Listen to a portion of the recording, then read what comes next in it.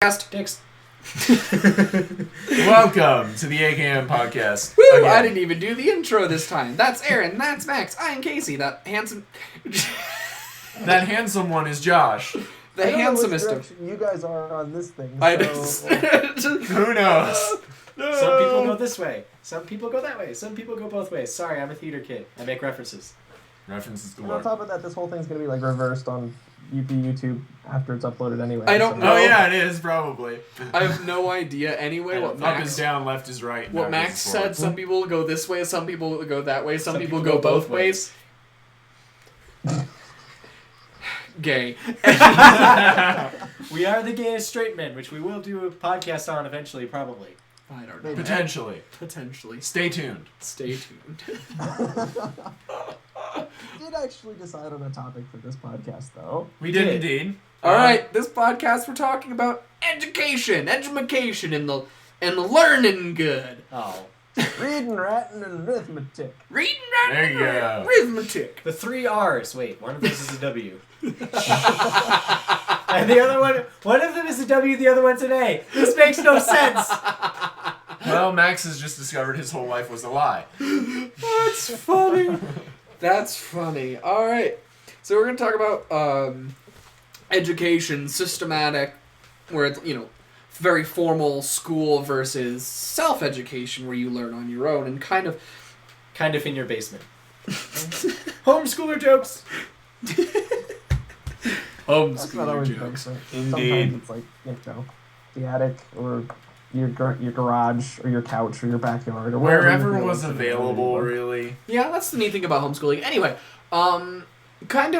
my thoughts on it are like where their places, where each different style of learning's places, and my thoughts are that the systematic formal education as a discipline belongs in the kind of K through 12 range, and after that you should probably, unless you're going into a very specific field like Yeah. medicine or engineering, or actually I'd almost say just those two. You can Some of the finer arts, some of the other things that you do. no, I would almost You just, could learn that by apprenticeship, in theory. Mhm. I would almost just say those are the only two you should actually go to college for is medicine and engineering. Well, You can make Just because cases, they're we'll make so it anyway. diverse. But anyway, after the K through 12 range, I personally feel like self-education is kind of where it's at after that point. Because there are a lot of resources out there now to help you learn for free. Mostly the internet. Actually entirely the internet. The internet has made college obsolete. Almost. it quite literally has. Actually, one of the interesting things is, Mhm. sort of, MIT has Mhm. literally all of their coursework available online. You can download entire curriculums. You Is it can look free, through the or homework do you have to assignments, or do you have to pay? You don't have to pay for anything. You can actually complete all of the MIT coursework, but you have to pay to get it accredited. So you could finish literally okay. an entire 4-year degree with MIT online, except you wouldn't get a diploma because you didn't actually pay the money. Yeah, and that's kind of this is something I kind of applaud Google for, is they no longer require degrees, and I've decided, like, if my life ever just goes to shit and I am stuck in a rut, I'm just gonna go teach myself comp sci, right, and then go work at Google because I've taught myself all of those things, and it's again So yeah, I personally feel think it's a good step forward for Google to be recognizing that Yeah. some people are self-taught. That you don't have to have a piece of paper that says this person has learned such and such. Well, in and order it's for that 'cause, person like- to have learned such and such. Yeah, and the thing is they're not necessarily even accurate. Mhm. I was when I was in high school, and my parents were like, "You gotta go to college. You gotta stay in school. College." It's like, Dad, my dad's a very successful man, right? He worked really hard. He has a bachelor's in business, and I'm like, Dad, how much of your degree do you use at your work? And he looks at me and he goes, none of it. And I'm like. I would always get so frustrated. It's like, why am I going to college? Yep. Because, I feel like with most jobs that require degrees, it's just a check. Like, it's just a little box that they check, right? It's just a check mark. It's a $30,000 check mark. That's a lot of money. Often more than that. And that's if you go to a budget school, right? Like, you just paid $30,000, so they'll just check a mark in their box, and they don't even care about the rest of it. Like, relevant degree. Okay. Like, they don't care about your grades. They don't. Semi-decent GPA. Yeah. Okay. No, they don't even care about that. Some do. Depends Well, on the okay. field. If you don't have a semi-decent GPA, you didn't graduate. Yeah. You don't have the diploma if you don't have a semi-decent GPA. So That's true. they don't, like, you have a passing, whatever. And it's not even relevant to, like, how hard the person works, because there's not necessarily a lot of incentive to work hard in school. Oh yeah, case in point, this guy right here. You have no idea how much I'm behind in right now. And the other thing is, I'd estimate, now going on record like this, it might not be a great idea as far as my future is concerned, but I'll just go ahead and say this anyway. I would It's the estimate internet. No of one the- cares. Yeah, of the material that I was supposed to have read for my college classes, I probably read about 10% of it. I read, actually in my criminal justice class that I took at my local community college, I did the bare minimum work for that class, got an A. Mm-hmm. You'd be surprised how easy it is just to do that. Yeah. You know? Oh yeah. College courses are not, well, college professors and courses and stuff are not really the best way of testing somebody's actual expertise, and in a lot of cases, you don't have to develop any actual expertise to get through them. No. Like I said, there are entire books on political science that I have sitting right here, and what I've been doing is cherry picking my way through each of the assignments. I'm not actually reading entire chapters of this stuff. Well, I mean... And I can partly justify that intellectually because I'm a smart guy and I know a lot of it already, but also there are valuable things in here that I should be reading just for the sake of repetition, so that I know, so that I've actually read them, I can do best on the assignments and stuff, but I still scrape by, I just... You fudge it sometimes. And that's the character of organized schooling in a lot of cases. At least at the higher... Well, no, I would actually say through all the things. But we're not going to talk about policy reform right now, just kind of their place, more or less. Because, I really feel like, as a younger child, you need more discipline in schooling. Yeah, yes. definitely. And that's because you need to learn reading, and of your own accord, you're probably not going to choose to do that. You need to learn arithmetic and long-form division and stuff like that. And on your own initiative, you're probably not going to have the willpower. Especially not as a child.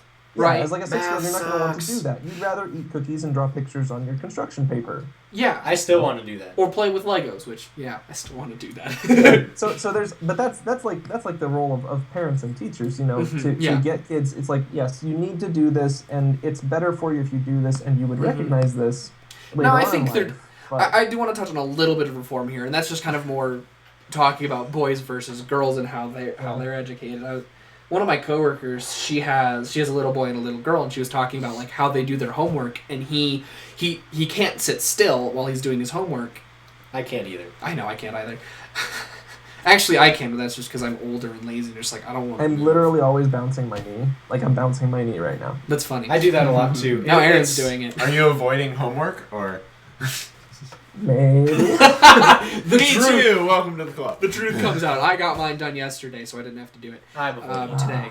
But for me, the way that works best for me when I do my homework, even though I'm homeschooled, yes, you still have to do homework. It's all homework. It is all classic homeschool joke, but you do actually have to work depending on how strict your parents are.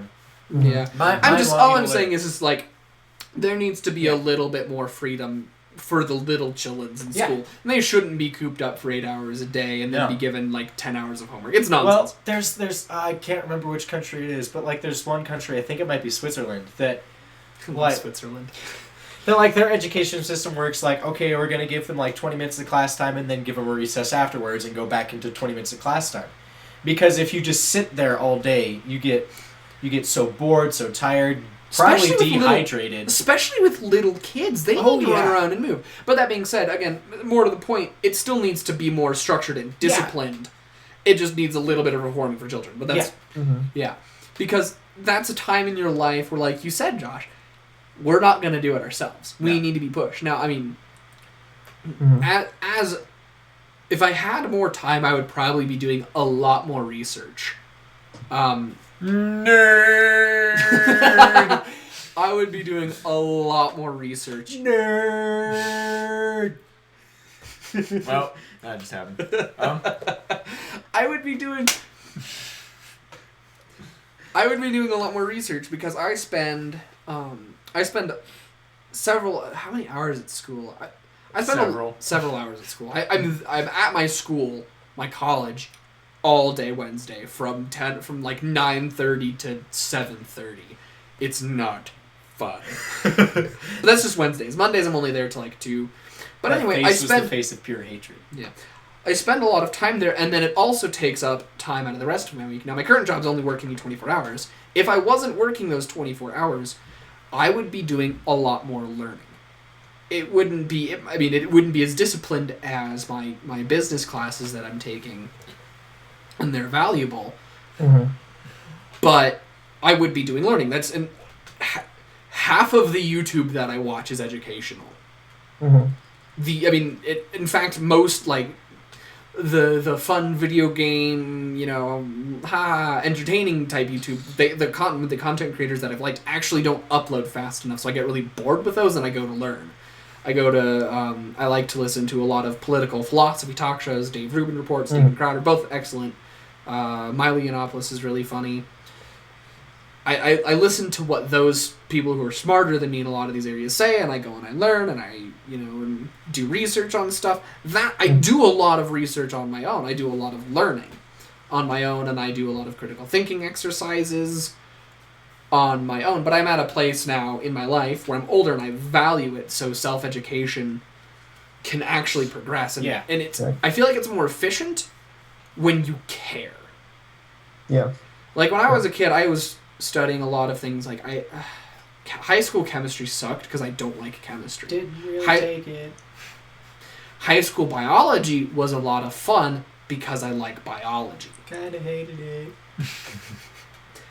So, these are things that I like, and I actually research them on my own now, and I've learned more on my own about biology just reading, on the internet. And the internet is great. The internet's great. The internet... So wait, you've learned about biology on the internet.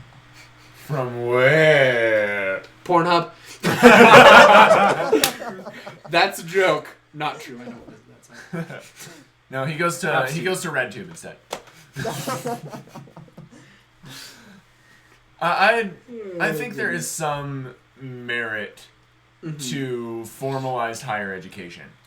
And part of that is because the field that I'm studying is essentially soft engineering. It's architecture, so there's a lot of systems, there's a lot of code that you have to be mindful of when you are designing something so that it doesn't fall down and kill a bunch of people. Which would suck. Yes, it would, especially in commercial settings, because you get sued. And that's the goal of every architect, is not to get sued. That's literally, I've been told that goal. by all of my faculty. The primary goal is not to get sued. I will like it. Yeah, and so here's a distinction I'd like to draw. With some types of schooling, it is necessary that you be taught by somebody else who has already gone before you and know all that stuff. Yeah, totally. Like, for instance, in architecture, or for, arithmetic, there are set rules of mathematics that you must know, or else you can't do mathematics, and you can't do most of life, because life involves a lot of mathematics in some cases. So that's necessary. You have to have some kind of structure there. You have to have a preset curriculum, which basically is okay, we're going to learn how to add one number to another today. Now, when it comes to less clearly defined sciences, like, for instance, political science or philosophy or theology... It shouldn't even be called political science. It should be called political philosophy, because there's so little actual science in it. No, it really in it. should be. I agree with you there. And you're absolutely right. And that's why I say that kind of thing, there is a history and a heritage. There are some things which are generally considered to be much more important than other things. But it's not like architecture, where if you strike out on your own, you're going to design buildings that kill people. Yeah. That's not the way political philosophy works. Yeah. With architecture, with engineering, with stuff like that, there are predefined rules, there are physical laws you have to pay attention to, there are laws about the systems that you work with and all of that. And learning that is a matter of rote memorization, it's a matter of hard studying, it's a matter of hearing from somebody who can explain it to you in ways that you can understand it. But it's all set in stone. It is pre-done for you. A lot of political philosophy is something you have to work at understanding because you desire to know it, but even then, it's not something that is set in stone. There are some principles that some people have advocated, but there's a lot of people who argue against those principles. in your architecture degree, Aaron, you probably don't come across very many architects who will tell you buildings don't need foundations. What are you talking about? No, they don't need. They just need to float They don't there. need foundations. Free floating buildings for everybody. Yeah, Only in philosophy, Minecraft. There are people who said That's true. society doesn't need government. I don't know what you're talking about. You know, that's actually a thing that exists, and it may even be a legitimate viewpoint. It may even be true. I don't know. We haven't tried it yet. So, you have to come to the conclusion on your own. You can hear a professor tell you something like that. I think we should go back to a patriarchal society. With I don't mean like the feminist definition of patriarchy where men systematically oppress women, but like there are just groups of families that have a father head. That's all I'm talking. I want to try that. I think it'd be neat. And we go from education to politicalness. Yeah, I completely agree with you, Josh, because I've started on my own time reading into some political science, political philosophy, whichever you want to call it. The only science part it's of political... very enjoyable. There's a lot there to attempt to comprehend and see kind of where you stand, where your ideals match with people and your past, values, with your contemporaries, etc. Yeah, because like there are so many different. There are different like types of philosophies. You know, there's libertarianism, classical liberalism, modern liberalism, or progressives. I guess I don't know what they call themselves anymore. Yeah, and each of them will argue against the others. They're discipline. They're separate disciplines. There are people who will argue different principles and stuff like that. You know, and you're going to get one particular variant in a college professor, whereas with architecture, that's not a problem. You know, your college professor is still going to tell you, or at least hopefully, all the relevant things about architecture that you need to know in order to make buildings that don't fall down and kill people. For example, and you need a foundation. And that's set in stone. There's no deviating from that. With a lot of other things in the world, it's your own direction in learning. You can. My question is with architecture. Like, do we truly need formalized education on? Because obviously there are principles out there and foundations, but those are still available to research on your own. Or there's benefit to the formalized education because the professor is usually able to take the information that you need to know and present it in a manner which your average person who's relatively unfamiliar with the field can actually understand. Okay. Right. It's sort of a collection process where this professor has invested time and effort to gather the most important facts and present them in a cohesive fashion. And if you missed one or more of these, you might wind up designing a building that falls down and kills people. Yeah. For lack of a better analogy. That's actually there are buildings I think there's one in London that is designed and it basically works like a giant magnifying glass and melts cars. Yeah. Not even kidding. That sounds... Well, that's partly physics, partly the position of the building. That may not It's be position of the building and overall shape of the. Yeah. It's got a concave curve that basically acts like a magnifying glass. Right, but I think that architect probably didn't foresee that particular problem. Probably what not. I'm saying is that there are certain principles of architecture that must not be violated, or else you will wind up making buildings that fall down and kill people. Yeah. There are a collection of things that you must know. There's a collection of things that you must know, and if you try to learn them all yourself, you might miss one or two of them. Yeah. That's why you sort of appeal to an authority on that subject. Does that make sense? Yeah. And even then, they also recommend that you go out and you buy or download or whatever, get as many books on the code and the systems and everything that you can find, so that you can further your own knowledge of it, because they obviously can't teach you every single little nitty-gritty detail. I don't know. In my opinion, the only real advantage to the formalized education with regards to like architecture is the kind of the hands-on part. And there's some of that. Because I just like the school that I go to has a design build program where they actually.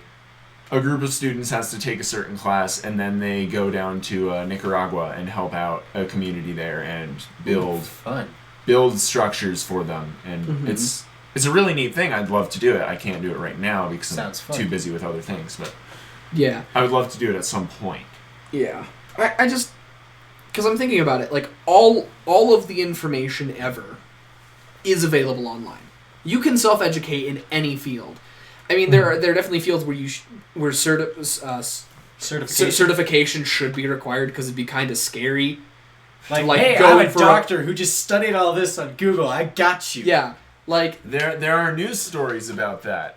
Yeah. For a good show to check out, What the Fuck is Wrong with You? We will link it down in the description. Yes. Okay, we'll do that thing.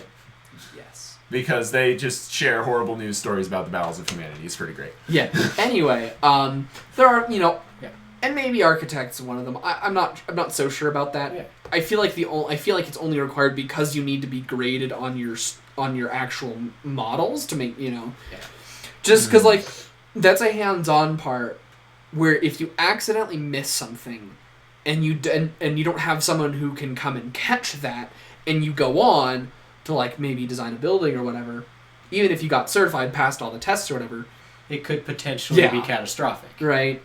Yeah. Because you didn't have the grade on the hands-on portion of it. Mm-hmm. But like the head knowledge, the book stuff, it's really, in my mind, just in most fields, it's really hard to justify the book stuff from a non-self education point because it's free, it's available like so readily, and anybody who like I've been thinking about how math teachers were like, you gotta learn how to do without the calculator because someday you'll never have a someday you won't have a calculator available, right? I can call people from my calculator now, right? We can all call. Hey guys, I can figure out 2 + 2. Is it 3? Yes. My life is a lie. Anyway, I can see them kind of doing that with information regarding any subject. Like I don't need to study it anymore because I can just Google it really quick. And they would be like, no, you can't do that because someday you won't have access to Google. And my counter argument to that is, if I truly do not have access to Google, and I mean truly, that means there is no power and all of that knowledge is irrelevant. Because even if this phone dies and my laptop dies and all of the technology in my house dies, I can still drive down to the public library and get internet access there. If I cannot get internet access there, that means there is something incredibly wrong. And all of this knowledge about whatever, temporarily wrong. Huh? Or temporarily wrong. Yeah, or temporarily long. That means for that, and if it's temporarily long, it's also still irrelevant because I can just wait and get that information when I have access to it again. Yeah. If it's no longer available to you, if it's truly no longer available, that means it's probably the zombie apocalypse. Yeah, we're in such an extreme situation where I'd be better off with just a backpack full of food and a rifle, right? Yeah. Your piece of beautiful history. There's one pushback I would have to that. Okay. That the information on Google isn't always 100% reliable. You always have to vet your sources. Hey guys, formalized education is a good way to teach you how to vet sources. Guys, in some cases. Okay. Guys, guess what? What? Sometimes the internet is wrong. I mean, but the internet never lies. I know. I read it on the internet. I mean, but the thing is, like, if you want that formalized education, it's out there.